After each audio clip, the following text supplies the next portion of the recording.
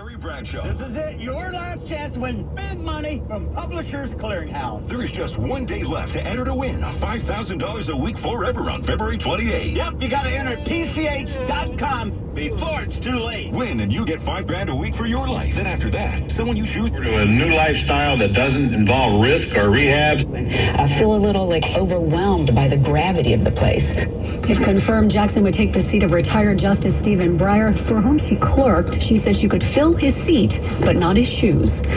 Despite the Ukraine invasion, stocks surged today. The Dow up 2.5%. This is CBS News. Get CBS News Radio on the... Make the work on time. He's like, no, I got one more. I got one more question. There was at one point in this conference call 87 people on this Zoom call. 87. And then it wouldn't be bad. I mean, it's still a lot of people. That's still 87 questions if everyone asked one, as they asked you to ask just one. But there was one guy, and I'm good friends with him, D. Orlando Ledbetter. He covers the Falcons. He's in Atlanta, does a fantastic job. He's been covering the NFL for a very long time. He does a great job. But, man, every single year, D. Orlando will ask about every Georgia player.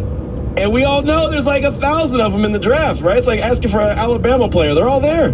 That was the first question that started off, and Daniel Jeremiah did a great job of breaking down every defensive player from Georgia that's in the draft. That question alone took 4 minutes and 37 seconds. Just his answer. Just his answer. And not to mention, and D does this every... He did just get fined, I should mention, by the way, because this is breaking news a few minutes ago, where the NBA did fine Jimmy Butler $25,000 for violating media access rules during the NBA All-Star weekend. Apparently, he didn't provide media the access to him after the All-Star game that he was obligated to do, and apparently some other media obligations that he may have it's forfeited or shortened or something like that during the NBA All-Star weekend. So there you go, $25,000 out of Jimmy Butler's pocket. But those sorts of headlines haven't been often with Jimmy Butler during his time with the Miami Heat. So you're right, maybe not as sexy because they are a franchise that is just pretty consistent. I mean, it's a good franchise. They've got a good coach, obviously a good president there in Pat Riley. And they have been one of the most balanced teams this season. They are 7th in offensive rating, 6th in defensive rating, 6th in net rating, and that is with them sitting atop the East for a huge portion of the season, with Bam, like you mentioned, missing over 25 games, with Kyle Lowry and Jimmy Butler missing double-digit games this season, and they've still been that dangerous. So the Heat has certainly been a team that has been getting overlooked. The Chicago Bulls are another team that has been getting overlooked this season, and they just stole the lead in the East from the Miami Heat. They're sitting at 39-21 this season, and people didn't see this one coming, Tehran, and I think that always plays into it. When you don't see it coming, and we could talk about the Cavs in a second or throw them into this conversation as well.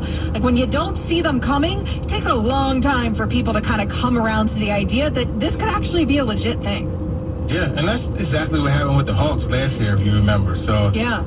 For me, when I look at this Bulls team, I mean, it starts with DeMar DeRozan, and he had yet another, clutch performance yesterday. And I think, it's kind of like when he walks around, that Eric B. and Rakim, I ain't no joke music needs to play, because that's exactly what he is. He is no joke. And then you look mid-March, late March, whenever they start to get some of their guys back, Lonzo Ball and Caruso, I think that's really going to help this team a lot. So this is another team that's kind of like dealing without having all of their parts and still at the top of the East. So, again, DeRozan, a really good player, like Butler, not that sexy guy that everybody gravitates towards, but he's just someone that continues to kill it day in and day out. And I think that's what is making this team so good. But they're floating under the radar because they don't have that big, box office draw that some of the more marketable teams do. And you can't forget about Zach LaVine on that team as well.